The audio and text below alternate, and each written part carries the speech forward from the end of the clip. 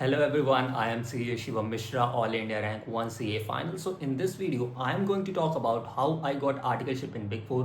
तो ये जो वीडियो होने वाली है काफ़ी इंटरेस्टिंग होने वाली है क्योंकि इसके अंदर हम बात करेंगे कि बिग फोर का हायरिंग प्रोसेस क्या रहता है, क्या स्टाइपेंड वो ऑफर करते हैं, क्या एडिशनल बेनिफिट्स हैं बिग फोर ज्वाइन करने के, और बात करेंगे क्या आपको पर्सनल रेफरेंस की ज़रूरत है या नहीं है। तो पहले अगर मैं स्टार्टिंग से मैं आपको बताऊं कि मेरी किस में शॉर्ट लिस्टिंग हुई थी, तो मेरा जो सीवी था I was shortlisted in all the big fours, KPMG, EY, Deloitte and पीडब्ल्यूसी। तो चारों के अंदर मेरी शॉर्ट लिस्टिंग हुई थी। एंड जो मैं करंटली आर्टिकलशिप कर रहा हूँ अपनी, वो केपीएमजी से कर रहा हूँ, that is BSR and co LLP. And मेरी जो आर्टिकलशिप स्टार्ट हुई थी वो हुई थी 25 अक्टूबर 2021 को।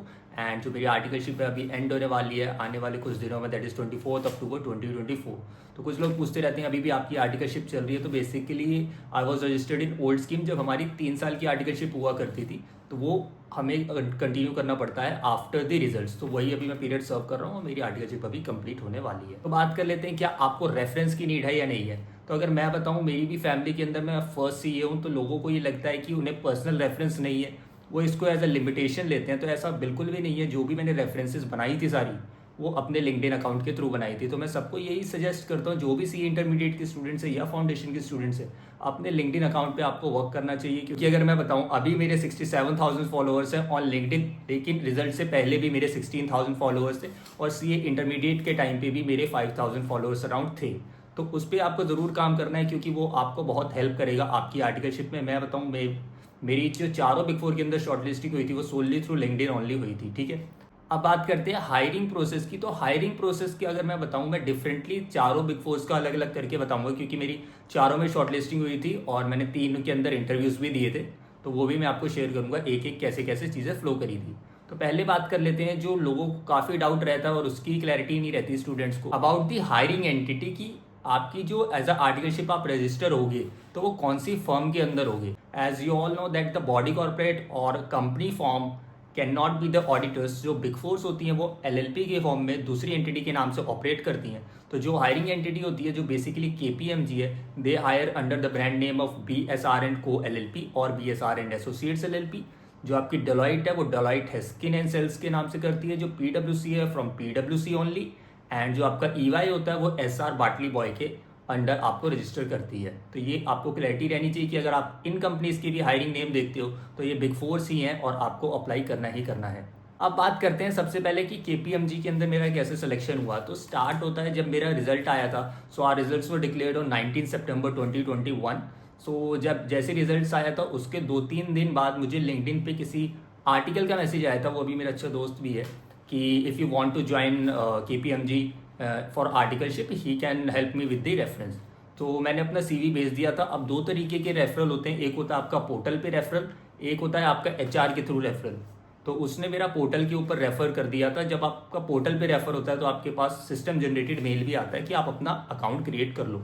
तो मैंने वो कर लिया था। अब केपीएमजी के अंदर जो आपका सिलेक्शन होता है, सबसे फर्स्ट चीज़ है वो होती है असेसमेंट टेस्ट। तो जो असेसमेंट टेस्ट होता है वो सबके लिए ओपन होता है। मैं भी जब भी हायरिंग आती है तो मैं उसका लिंक शेयर करता हूँ हर अटेम्प्ट के अंदर। अभी तो मेरी आर्टिकलशिप कंप्लीट हो जाएगी तो अब मैं नहीं कर पाऊंगा, बट लेकिन जितने भी अटेम्प्ट से बाकी मैं हमेशा शेयर करता था वो लिंक, और वो लिंक सबके लिए ओपन है।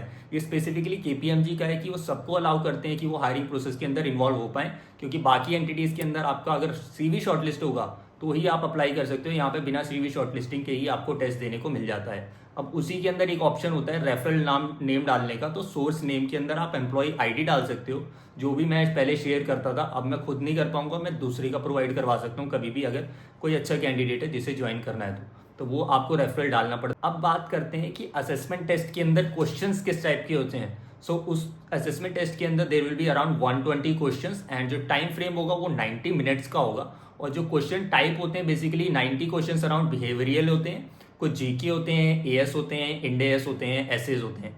इंडेस तो नहीं होते क्योंकि इंडेस तो फाइनल्स में एसएस और एएस आपके रहेंगे उसके अंदर। और आपकी लॉजिकल रीजनिंग भी रहेगी। उसके लिए आप कुछ वेबसाइट्स यूज़ कर सकते हो लाइक इंडिया बेक्स, वहाँ से आप थोड़ी बहुत प्रिपरेशन कर सकते हो। ज़्यादा आपको उसमें भी कुछ करने की ज़रूरत नहीं है। वो लिंक सबके लिए ओपन होता है। आप जब भी आती है वैकेंसी तो आपको लिंक्डइन के, अगर आपका लिंक्डइन अकाउंट है तो कभी भी अगर आप देखोगे तो कोई ना कोई वो लिंक शेयर करता ही रहता है। ठीक है, अब जैसे ही आपका असेसमेंट टेस्ट क्लियर होता है तो आपके पास कॉल आता है एचआर का। अब एचआर का सेपरेट राउंड नहीं होता। HR will ask you some basic questions over the call only. So call पे ही वो पूछ लेगी आपको क्या क्या बेसिकली अपने बारे में आप बता दो, इंट्रोड्यूस योरसेल्फ, क्या क्या आपने किया है। तो उसके अंदर भी अगर मैं बताऊं तो जो शॉर्ट लिस्टिंग होती है केपीएमजी के अंदर, वो सोनली बेस्ड ऑन दिस टेस्ट होती है। अब टेस्ट ऐसा मैं क्यों कह रहा हूँ, क्योंकि जब मेरे पास एचआर का कॉल आया था तो मैं उन्होंने जैसे ही बोला कि अपना इंट्रोडक्शन दो, so I said that I am also all India ranker at CA foundation and CA intermediate level. तो उन्हें ये बात नहीं पता थी कि that I was a rank holder.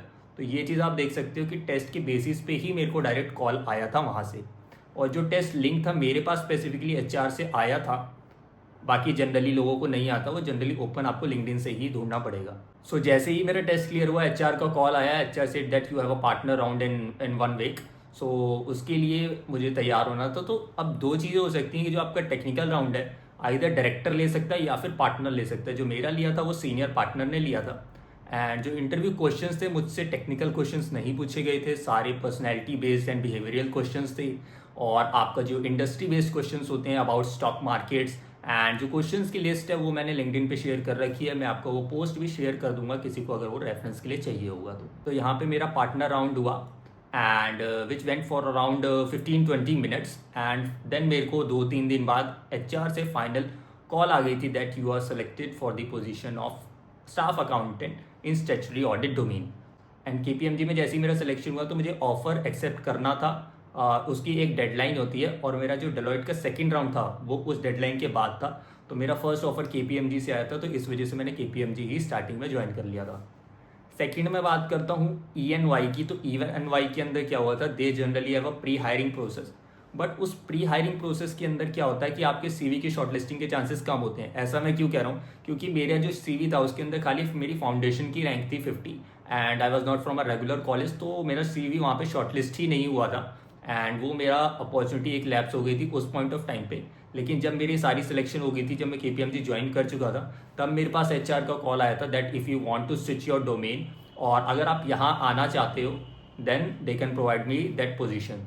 तो आप देख सकते हो कि लिंक्डइन का ही क्या फ़ायदा है, कितना फ़ायदा है, क्योंकि डायरेक्ट मेरे पास अगर एचआर का कॉल आ रहा है तो वो सोनली बिकॉज ऑफ लिंक्डइन प्रोफाइल ही आ रहा है। और अगर ईवाई का भी मैं अगर प्रोसेस बता दूं ब्रीफ में, उनका भी सेम होता है कि असेसमेंट टेस्ट होगा and they have 2 technical rounds. एक आपका नॉर्मल मैनेजर लेवल या एसोसिएट डायरेक्टर लेवल लेगा and then there will be a partner round and then final selection होगा। और कुछ लोग पूछते रहते हैं कि क्या अटेम्प्ट्स लगे हैं तो सिलेक्शन होगा या नहीं होगा। अगर मैं बताऊं डेलॉयट और आपके जो केपीएमजे, यहाँ पे मैंने बहुत कम देखा है कि जिनके अटेम्प्ट्स लगे हैं उन्होंने ज्वाइन किया है। बट ईवाई के अंदर मैंने काफ़ी लोगों को देखा है, they give opportunity to the candidates who have their attempts in their C intermediate. तो वहाँ पे मैंने काफ़ी लोगों को देखा कि ज्वाइन किया हो, क्योंकि मेरा भी एक फ्रेंड था जिसके एक अटेम्प्ट लगा था। बट रेफरेंस के थ्रू हो जाता है वहाँ पे, अगर आपकी थोड़ी सी भी स्ट्रॉन्ग रेफरेंस है तो अगर मैनेजर लेवल तक की भी है तो भी आपका वहाँ पे हो जाएगा। देन बात कर लेते हैं पीडब्ल्यूसी की। तो पीडब्ल्यूसी के मेरे पास वहाँ पे भी सीनियर मैनेजर का मैसेज आया था that she can help me with the referral in case I want to join पीडब्ल्यूसी। सो मैंने वहाँ पे भी सीवी फॉरवर्ड किया था। अब हुआ क्या कि लेकिन जो सीनियर मैनेजर थी वहाँ पे उन्होंने दूसरे एसोसिएट डायरेक्टर को वो सीवी रेफर कर दिया था, मुझे सीसी में मार्क करके, तो मुझे भी पता चल गया था और उन्होंने देन फाइनल मेरे को रेफर कर दिया था। देन मेरे पास एचआर का कॉल आया। अगेन एचआर के बाद असेसमेंट टेस्ट होगा, असेसमेंट टेस्ट के अंदर अगेन वही बेसिक से क्वेश्चंस होंगे। देन मेरा टेक्निकल राउंड शेड्यूल हुआ एंड टेक्निकल राउंड के बाद मेरे पास दोबारा से एचआर का कॉल आया कि आपको रेफ़र किसने किया। तो वहाँ पे मुझसे थोड़ी गलती हो गई कि मैंने दोनों का नाम ले दिया था वहाँ पे, तो उसकी वजह से मेरा सिलेक्शन ही नहीं हुआ था फिर पीडब्ल्यूसी के अंदर। देन लास्ट आ जाते हैं डेलॉयट के अंदर। तो डेलॉयट के अंदर जैसे बताया कि मेरा एक फ्रेंड था, उसने मुझे रेफ़र किया था। वहाँ पे भी फर्स्ट वही होता है, सबसे पहले असेसमेंट टेस्ट, लेकिन उनका थोड़ा असेसमेंट टेस्ट हाई लेवल का होता है। They test you on the grammatical and the English skills. तो उन चीज़ों पे टेस्ट होता है वो आपका कि पैराग्राफ रीडिंग वगैरह होता है, तो वो काफ़ी थोड़ा सा कॉम्प्लेक्स हो जाता है सीए स्टूडेंट्स के लिए। तो मेरा वो टेस्ट क्लियर हो गया था। देन मेरा फर्स्ट राउंड हुआ था एंड देन जैसा मैंने पहले बताया कि मेरा सेकंड राउंड शेड्यूल हुआ जब मेरा केपीएमजी का ऑफर आ चुका था, तो वहाँ पे मैंने केपीएमजी का ऑफर एक्सेप्ट कर लिया। तो मोर और लेस जो हायरिंग प्रोसेस है वो ऑलमोस्ट सेम ही है सारी बिग फोर्स का, तो उसके लिए आपको ज़्यादा सोचने की ज़रूरत नहीं है। मेन जो आपको चीज़ करनी है वो एक रेफरेंस ढूंढनी है, वो भी कहाँ ढूंढनी है, लिंक्डइन पे। आपको कोई पर्सनल रेफरेंस की ज़रूरत नहीं है। मैं भी रेफ़र करता था, मेरे जैसे बहुत सारे आर्टिकल्स हैं जो रेफ़र करते हैं आज भी, तो आपको हेल्प कोई भी कर देगा वहाँ पे। अब बात कर लेते हैं ज़रा कि बिग फोर में स्टाइपेंड कितना मिलता है। ये क्वेश्चन जो है लोग पूछते ही रहते हैं मुझसे, आज 3 साल हो गए लेकिन ये क्वेश्चन तो आता ही आता है हमेशा। तो मैं आपको एक बता देता हूँ कि जो चारों बिग फोर्स का स्टाइपेंड है वो सेम ही रहता है। हमारे टाइम पे 3 साल की आर्टिकलशिप होती थी, तो फर्स्ट ईयर के अंदर 15,000, सेकेंड ईयर के अंदर 20,000, थर्ड ईयर के अंदर 25,000। एंड अभी 2 साल की है, तो जितना मुझे आइडिया है तो 15 एंड 20 ही होता है आज के टाइम पे। अब इसके अंदर थोड़ा सा ये है कि KPMG के अंदर आपका फिक्स स्टाइपेंड इंक्रीज नहीं होता। बाकी बिग फोर में क्या है कि आपका 1 साल कंप्लीट होगा, आपका स्टाइपेंड बढ़ जाएगा 15 to 20। बट जो KPMG के अंदर होता है, यहाँ पे आपकी परफॉर्मेंस देखी जाती है और परफॉर्मेंस रेटिंग मिलती है। अगर आपने अच्छा परफॉर्म किया होगा तो आपका स्टाइपेंड, ये जो मैंने 3 स्लैब बताई, इससे भी आपको ऊपर मिलेगा। और अगर आपकी खराब परफॉर्मेंस है तो आपका बढ़ेगा नहीं, उतना ही रह जाएगा। अगर आपकी खराब परफॉर्मेंस फर्स्ट ईयर के अंदर रहती है तो 15 ही रहेगा आपका फर्स्ट ईयर के अंदर भी, सेकंड ईयर के अंदर भी आपका 15 ही रहेगा। तो अगर आपकी कंसिस्टेंट परफॉर्मेंस रहती है तो उस केस के अंदर जो मैंने आपको 3 रेट्स बताए, तो उसी रेट पे आपको स्टाइपेंड पे होगा। उसके बाद कुछ एडिशनल बेनिफिट्स क्या होते हैं कि जो आपकी एडवांस ITT की ट्रेनिंग होती है उसका एक्सपेंस आपको रिम्बर्स होता है। जो आपकी एग्जामिनेशन फीस होती है उसका एक्सपेंस आपको रिम्बर्स होता है। जो आपकी MCS ट्रेनिंग होती है उसका एक्सपेंस आपको रिम्बर्स होता है। तो ये सारे रिम्बर्समेंट्स के भी बेनिफिट्स होते हैं। और एक चीज़ और हमारे टाइम पे रहती थी कि जैसे हमें आर्टिकलशिप का पीरियड सर्व करना पड़ता था आफ्टर एग्जाम्स, तो जिस मंथ के अंदर हमारा रिजल्ट आता था उस मंथ से जो हमारी सैलरी होती थी वो स्टाइपेंड्स की जगह जो हमारा सीनियर एग्जीक्यूटिव का पे होता है, second level of CA fresher, उस रेट पे हमें पे किया जाता है। तो जो करंटली हमारा जैसे आज रिजल्ट आता है 11 जुलाई को, तो 1 जुलाई से अभी जो मेरी आर्टिकलशिप खत्म होगी, I am getting paid as a senior 2। So ये चीज़ भी काफ़ी अच्छी रहती है यहाँ पे। तो ये मैंने बता दिया आपको हायरिंग प्रोसेस क्या है। दूसरा मैंने आपको बता दिया स्टाइपेंड कितना मिलता है। तीसरी चीज़ मैंने आपको बता दी कि रेफरेंस कितनी इंपॉर्टेंट रोल प्ले करता है। तो रेफरेंस आपको याद रखना है, कभी भी इसको एज अ आपको लिमिटेशन नहीं लेना है कि आपकी कोई पर्सनल रेफरेंस नहीं है या आपकी फैमिली में कोई CA नहीं है। Because I am the first CA in my family, I am all India rank 1 in CA final, all India ranker eight other 2 levels also, I have done my articleship from big four. तो ऐसा कुछ नहीं है कि आपकी reference नहीं है या कुछ नहीं है तो आप यहाँ पे इस लेवल पे नहीं पहुँच सकते, आप भी बिल्कुल पहुँच सकते हो। एंड जो आर्टिकलशिप एक्सपीरियंस का वीडियो होगा वो मैं सेपरेटली बनाऊंगा क्योंकि वो थोड़ा लंबा वीडियो हो जाएगा, तो उसको अलग से हम एक वीडियो के अंदर कवर कर लेंगे। और भी अगर आपको कोई डाउट है, हाँ एक चीज़ और कि अगर आपके रैंक आती है CA फाइनल के अंदर तो उसका भी आपको एडिशनल अच्छा खासा बोनस मिलता है। और अगर आप फर्स्ट अटेम्प्ट के अंदर पास करते हो तो आपकी 1 मंथ की स्टाइपेंड वो भी एडिशनल आपको बोनस मिलती है।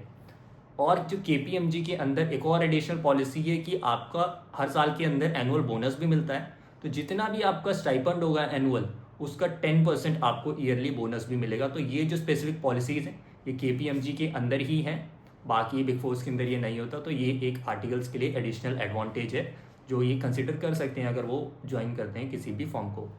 और स्टडी लीव्स की भी मैं अगर आपको बता दूं तो जो जितने भी बिग फोर्स हैं ये सारी आपकी ICAI के हिसाब से ही चलती हैं। जो आपका जितना भी ICAI के हिसाब से लीव बैलेंस बन रहा होगा वो आपको पूरा मिल जाएगा। जो मुझे मिली थी वो 5.5 मंथ्स की लीव मिली थी। तो वो चीज़ है कि आपको लीव के लिए यहाँ पे मना नहीं किया जाएगा, जितना भी एज पर पॉलिसीज़ होंगी, जो भी आपका नॉर्म्स होगा उस हिसाब से आपको लीव्स भी यहाँ पे मिल जाएंगी। सो होप सो आपको ये वीडियो पसंद आई होगी। और अगर आपको ये वीडियो पसंद आई है तो आप इसको लाइक और शेयर कर देना कि जिससे कि ये मैक्सिमम स्टूडेंट्स को पहुंच पाए। क्योंकि मैंने भी देखा है काफ़ी आर्टिकलशिप की वीडियो बट क्लैरिटी नहीं है किसी के अंदर भी कि क्या कैसे रहता है। तो इस वीडियो को आप शेयर करो और लाइक करो और चैनल को सब्सक्राइब कर लेना। और भी अगर आपको कोई डाउट आता है किसी भी चीज़ से रिलेटेड, से आर्टिकलशिप और योर सब्जेक्ट रिलेटेड और योर स्टडी प्रेप रिलेटेड, तो आप वो कमेंट सेक्शन में बता देना या फिर आप मुझसे लिंक्डइन और इंस्टाग्राम पे भी कनेक्ट कर सकते हो। And links I will give in the description box. So thank you everyone, मिलते हैं नेक्स्ट वीडियो के अंदर।